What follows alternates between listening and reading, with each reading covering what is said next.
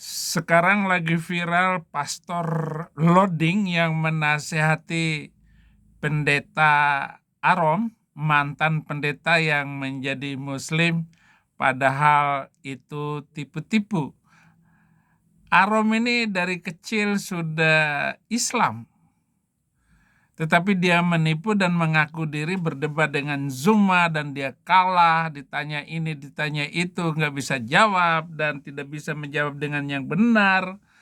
Akhirnya dia syahadat dengan Zuma, lalu seluruh apologet muslim itu tepuk tangan, woi, Donditan melakukan wawancara dengan ini, diskusi, karena dia ini sudah goyang imannya, disyahadatkan dulu dengan Zuma, terus ya biasa dengan menggunakan gaya dialog untuk menjatuhkan, menafikan kekristenan, menghina Kristen. Itu yang dilakukan Donditan. Ternyata semua settingan. Nah, yang menarik dari Pastor Loding ini adalah nasihat dia kepada Arom sampai dia ketawa-ketawa, kalah debat dengan nasihat itu. Baik, kita dengarkan nasihat si Pastor Loding yang lucu sekali, tetapi jangan berpindah dulu, dengarkan pembicaraan saya setelah ini. Subhanallah, inilah nasihat apologet muslim Bang Loding kepada pendeta Arom yang ingin masuk Islam. Kita Islam semua yakin, ketika kita masuk ke dalam kubur maka kita ditanya, Man Rabbuka? Siapa Tuhanmu? Allah Subhanahu wa Ta'ala. Coba ketika Pak Pendeta Arom kembali kepada Tuhan, mati, ditanya muka dan nakir, Man Rabbuka, Pak Arom? Pasti Pak Arom putar-putar. Pada mulanya adalah firman itu. Jadi ketahuan. Iya Pak Arom, ingat. Hidup di dunia ini bukan tempat tinggal, tetapi tempat untuk meninggal. Ya, kalau proses kelahiran itu kita tahu. Nenek, habis nenek baru mama, habis mama baru kakak, habis kakak baru kita, habis kita baru adik. Berarti proses kelahiran itu bertahap. Tapi kalau proses kematian itu tidak bertahap. Kubur sudah berikan contoh. Ada yang kecil, ada yang sedang, ada yang besar. Saya Pak Rob, saya ini kalau tahu saya punya mati nanti tahun depan, berarti masih ada 6 bulan saya bermaksiat dulu, hidup enak-enak. Nanti 6 bulan baru saya bertobat. Tetapi saya tidak tahu mati saya kapan. Maka itu musibah yang paling terbesar pada diri kita ketika kita mati tanpa ketaatan kepada Allah. Bagaimana ketika Anda melihat Ustadz Yahya Waloni itu rela meninggalkan semua, ketika menjelang hari kematian, beliau mendapat kematian yang dirindukan oleh seluruh orang Islam itu. Seluruh orang Islam merindukan kematian sebagaimana kematian almarhum Ustadz Yahya Waloni. Mati dalam keadaan berwudu di tempat yang paling suci, innama ya'muru masyajidallahi, di masjid, di atas mimbar yang mulia, dalam hari Jumat menyampaikan kebesaran Allah. Untuk mendapatkan mati seperti itu perjuangannya luar biasa. Dicaci, dimaki, hidup apa adanya, kontrak, kos. Karena dunia ini adalah penjara bagi kita, kata Nabi, adunya sijil mukminin janatul kafirin. Dunia ini penjara bagi umat-umat muslim, surga bagi orang-orang kafir. Bagaimana kalau kita hidup di penjara? Makan teratur, tidur teratur. Jadi Islam itu dunia ini penjara karena kita diatur dari hal yang kecil sampai hal yang besar.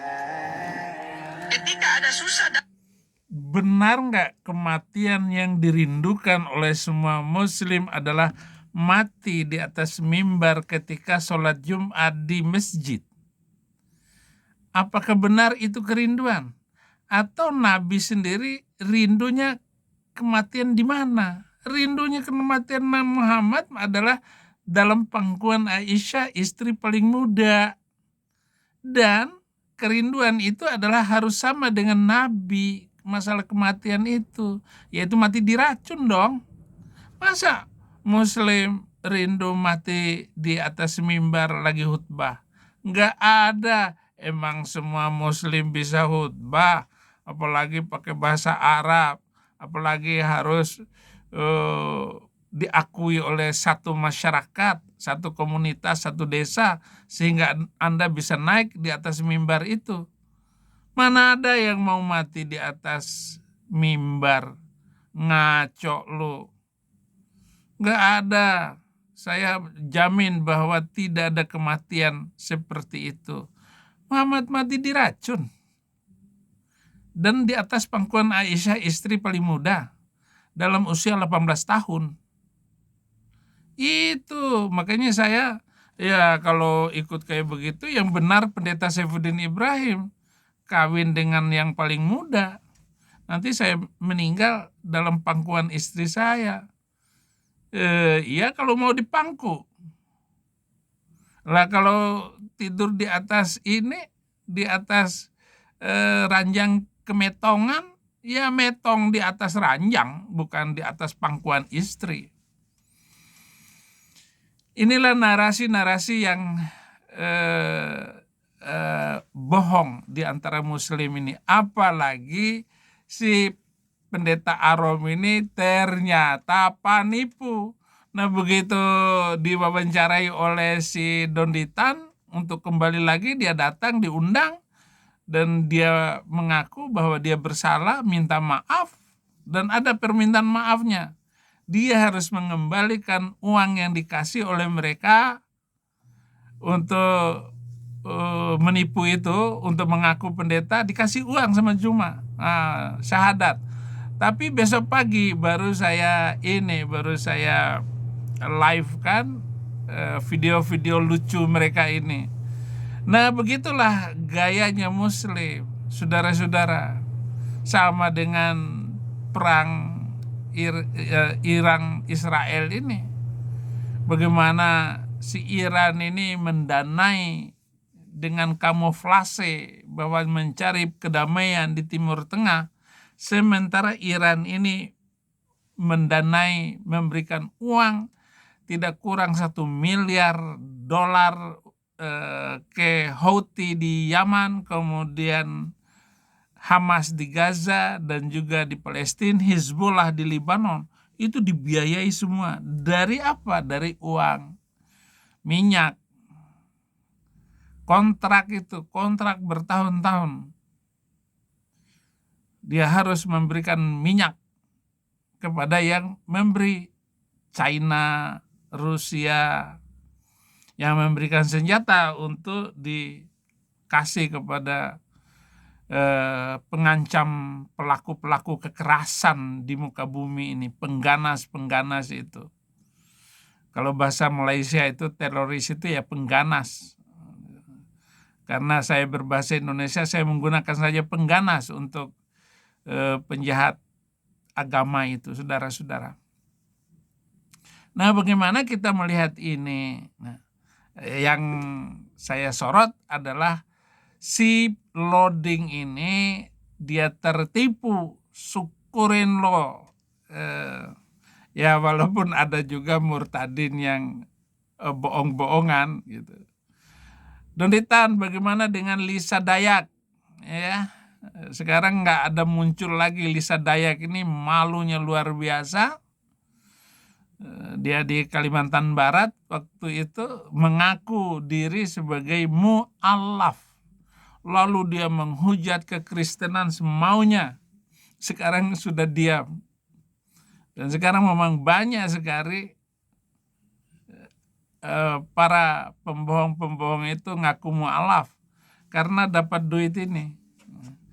Nah yang menarik ini, katanya Pendeta Aron itu nggak punya uang untuk menikah katanya.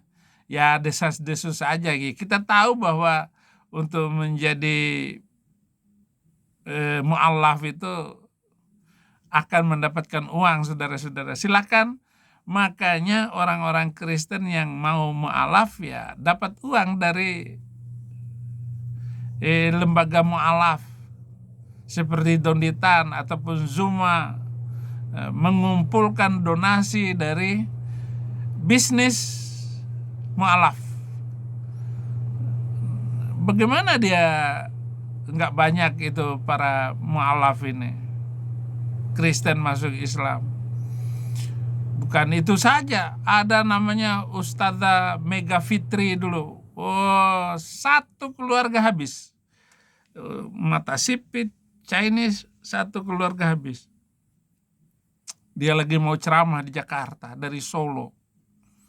Makanya hati-hati saudara-saudara di dalam berbohong.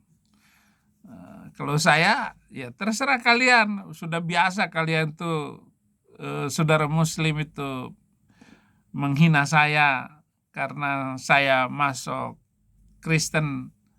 Urusan perut dan bawah perut katanya. Urusan duit dan karena ingin menikah lagi.